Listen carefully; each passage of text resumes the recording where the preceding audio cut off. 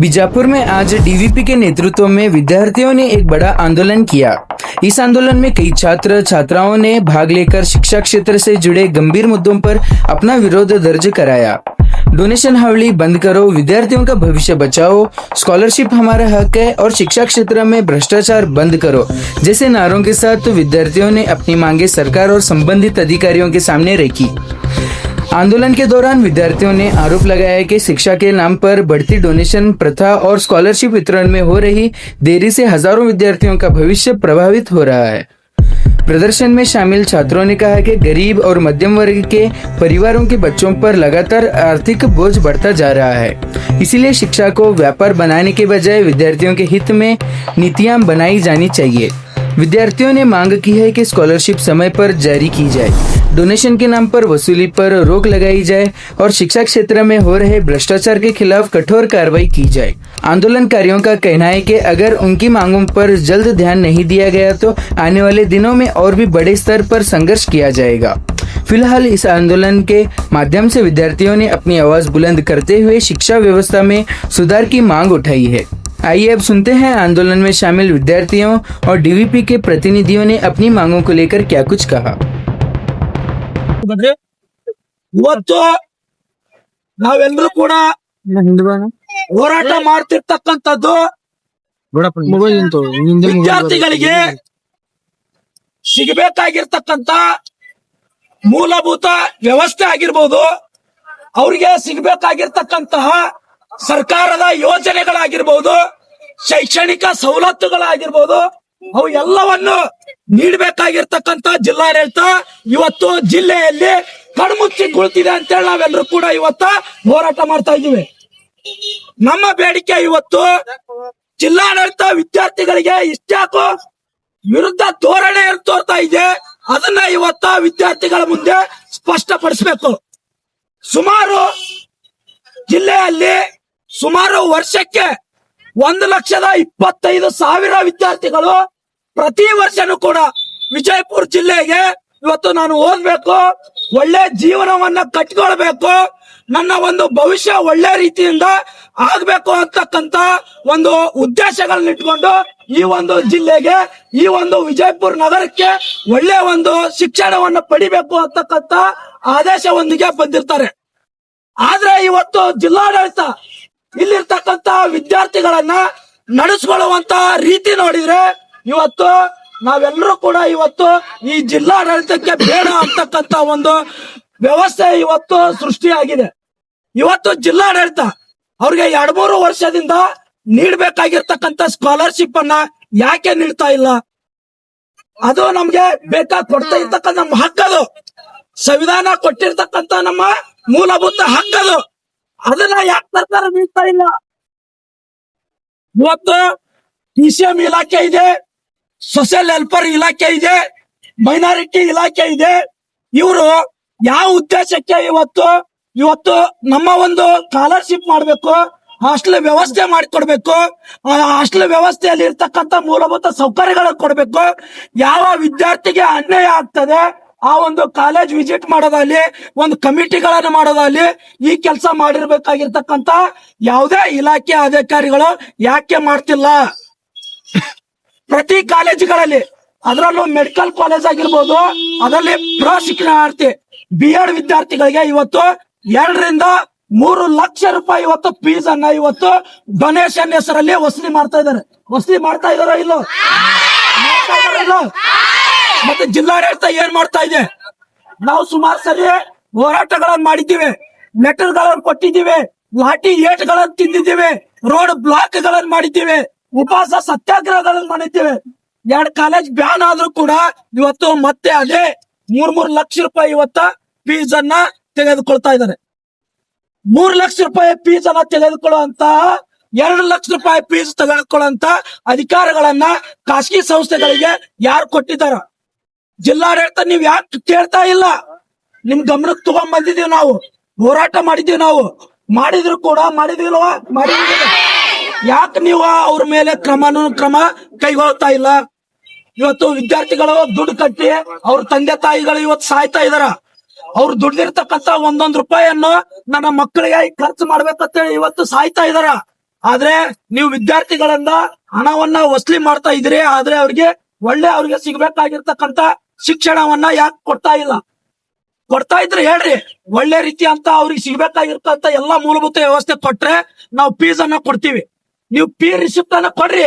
ಯಾವ ಸ್ಕೂಲ್ ಅಲ್ಲಿ ಯಾವ ಕಾಲೇಜ್ ಅಲ್ಲಿ ಕೂಡ ಇಲ್ಲಿವರೆಗೂ ಒಂದು ಫೀ ರಿಸಿಪ್ಟ್ ಕೊಟ್ಟಿದಾರ? ಮೆಡಿಕಲ್ ದವ್ರು ನೀವು 2 ಲಕ್ಷ ಫೀಸ್ ತುಂಬಿದ್ರಿ, ಫೀ ರಿಸಿಪ್ಟ್ ಕೊಟ್ಟಿದಾರ 2 ಲಕ್ಷದ್ದು? ಇಲ್ಲ. ಫೀ ರಿಸಿಪ್ಟ್ ಕೊಡಲ್ಲಪ್ಪ ಅಂತಂದ್ರೆ ಅವ್ರಿಗೆ ಯಾವ ಅಧಿಕಾರದ ಮೇಲೆ ಅವ್ರಿಗೆ ನೀವು ಇವತ್ತು ಫೀಸ್ ತಗೊಳಕ್ಕೆ ನೀವು ಅಧಿಕಾರವನ್ನು ಕೊಟ್ಟಿದ್ದೀರಿ? ಯಾವಾಗ ನೀವು ಕೊಡ್ತೀರಿ? ಇವ ವಿದ್ಯಾರ್ಥಿಗಳಿಗೆ ನ್ಯಾಯ ಯಾವಾಗ ಕೊಡ್ತೀರಿ? ನೀವು ಈ ಭ್ರಷ್ಟತೆಯನ್ನ ಯಾವಾಗ ತಡೆಗಟ್ತೀರಿ? ಯಾವ ಆಧಾರದ ಮೇಲೆ ನೀವು ತಡೆಗಟ್ತೀರಿ? ನೀವು ಕೂಡ ಅವ್ರ ಜೊತೆ ಸೇರ್ಕೊಂಡು ಭ್ರಷ್ಟರಾಗಿದ್ದೀರಿ. ವಿದ್ಯಾರ್ಥಿಗಳಿಗೆ ಅನ್ಯಾಯ ಮಾಡುವಂತ ಒಂದ್ ಕೆಲಸ ಮಾಡ್ತಾ ಇದ್ದೀರಿ. ನೀವು ಆ ಸ್ಥಾನದಲ್ಲಿ ಇದ್ಕೊಂಡು ಯಾವ ಕೆಲಸ ಮಾಡ್ತಿದ್ರಿ ಹೇಳ್ರಿ ನಮ್ಗೆ. ವಿದ್ಯಾರ್ಥಿಗಳ ಪರವಾಗಿ ಏನ್ ಮಾಡಿದಿರಿ? ಇಲ್ಲಿ ಗಾಂಧಿ ಸರ್ಕಲ್ ಅಲ್ಲಿ ಒಂದು ಸ್ಕೂಲ್ ಇದೆ, ಸುಮಾರು ಬ್ರಿಟಿಷರ ಕಾಲದಿಂದನೂ ನಡ್ಕೊಂಡ್ ಬಂದಿದೆ.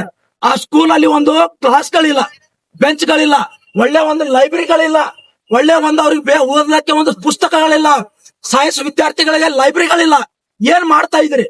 70 ವರ್ಷ ಆಯ್ತು ಸ್ವತಂತ್ರ ಬಂದು, 70 ವರ್ಷ ದಾಟಿದ್ರು ಕೂಡ ಸ್ಕೂಲ್ಗಳಲ್ಲಿ ಬೆಂಚ್ಗಳಿಲ್ಲ ಅಂತ ಒಂದು ವ್ಯವಸ್ಥೆಯನ್ನ ನೀವು ಸೃಷ್ಟಿ ಮಾಡಿದಿರಲ್ಲ.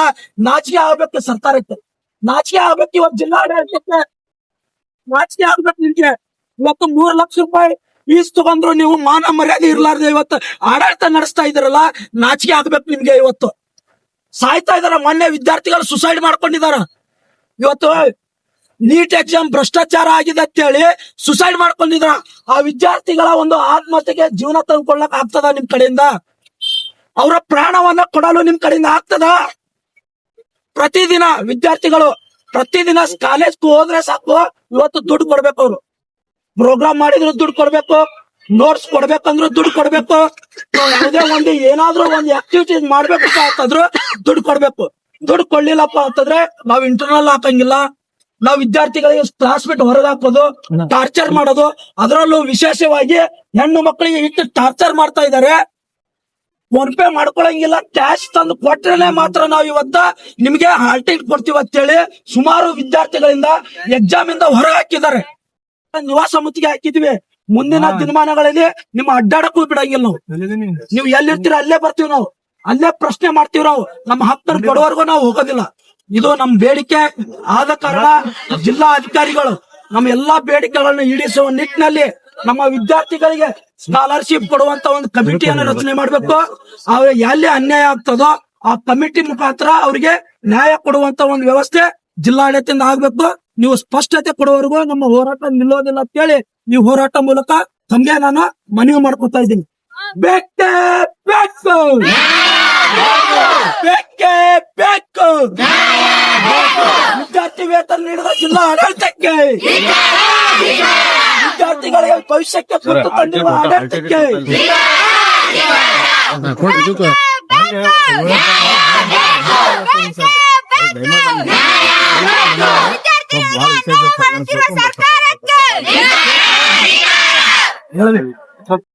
ಏನನ್ನದ ಅದು ಏನ್ ಸಮಸ್ಯೆ ಸಾಹೇಬ್ರಿಗೆ? ಏನು ಇಲ್ರಿ, ನಿಮ್ ಕಲ್ಸೋ ಉದ್ದೇಶ ಅಂದ್ರೆ ನಮ್ಗ್ ಸ್ಕಾಲರ್ಶಿಪ್ ಬೇಕ್ರಿ. ಎಷ್ಟ್ 4 ವರ್ಷದಿಂದ ಸ್ಕಾಲರ್ಶಿಪ್ ಬಂದಿಲ್ರಿ ಸರ್.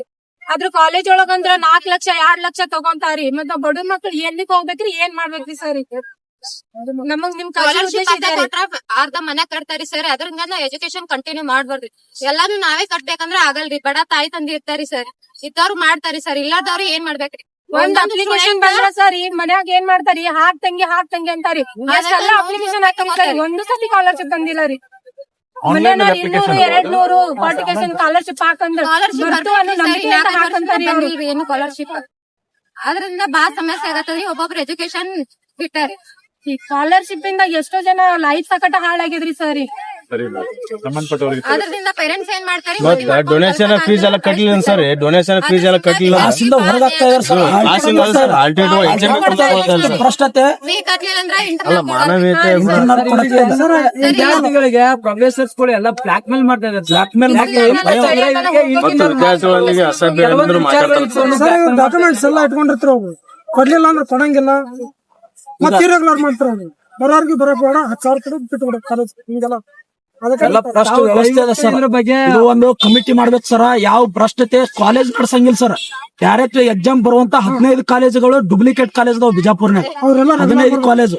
ಈಗ ಇವು B.Ed ಕಾಲೇಜ್ ಅಂತೂ ಯಾವ ಕೂಡ ಕ್ಲಾಸ್ ನಡೆದಿಲ್ಲ. 3 ಲಕ್ಷ 2 ಲಕ್ಷ ಫೀಸ್ ತಗೋತಾರ. ಈ ಮೆಡಿಕಲ್ ಕಾಲೇಜ್ ಅಲ್ಲಿ ಕ್ಲಾಸ್ ನಡೆದ್ರು ಕೂಡ ಹಾಸ್ಪಿಟಲ್ಗಳಿಲ್ಲ. ಎಷ್ಟೋ ಅವ್ರ ಕಡೆಯಿಂದ 2 ಲಕ್ಷ 1 ಲಕ್ಷ ಫೀಸ್ ವಸೂಲಿ ಮಾಡ್ತಾರೆ. ಫೀಸ್ ರಿಸಿಪ್ಟ್ ಅಂತೂ ಯಾರು ಕೂಡ ಕೊಡ್ತಾ ಇಲ್ಲ. ಸರ್ಕಾರದ ನಿಮ್ ನಿಯಮ ಏನದ ಯಾರು ಕೂಡ ಪಾಲಿಸ್ತಾ ಇಲ್ಲ. ವಿದ್ಯಾರ್ಥಿಗಳಂತ ಬೆಲೆನೇ ಇಲ್ಲ.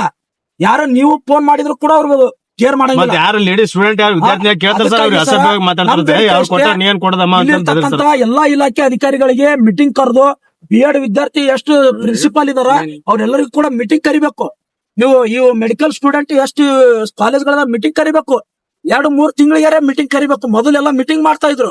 ನಾವು ಕೂಡ ವಿದ್ಯಾರ್ಥಿ ಆರ್ಗನೈಸರ್ ಭಾಗಿಯಾಗ್ತಿದ್ವಿ. ಅವ್ರ ಸಮಸ್ಯೆಗಳನ್ನ ಆಲಿಸ್ತಿದ್ರು. ಈಗ ಯಾಕೆ ನೀವು ಮಾಡ್ತಾ ಇಲ್ಲ? ಮಾಡ್ಬೇಕಲ್ಲ. ಯಾರು ಮಾಡ್ಬೇಕಾದಂತ ಸ್ಥಾನದಲ್ಲಿ ಇರೋರು ಮಾಡ್ಬೇಕು. ಅದಕ್ಕಾಗಿ ನಮ್ ಬೇಡಿಕೆ ಅಷ್ಟೇ. ಅವ್ರಿಗೆ ನ್ಯಾಯಯುತವಾದಂತ ಒಂದು ಬೇಡಿಕೆಗಳನ್ನ ಈಡೇಸ್ರಿ ಅಷ್ಟೇ. ಅವ್ರಿಗೆ 1 ವಾರದಲ್ಲಿ ಸ್ಕಾಲರ್ಶಿಪ್ ಕೊಡಿ ದಯಮಾಡಿ.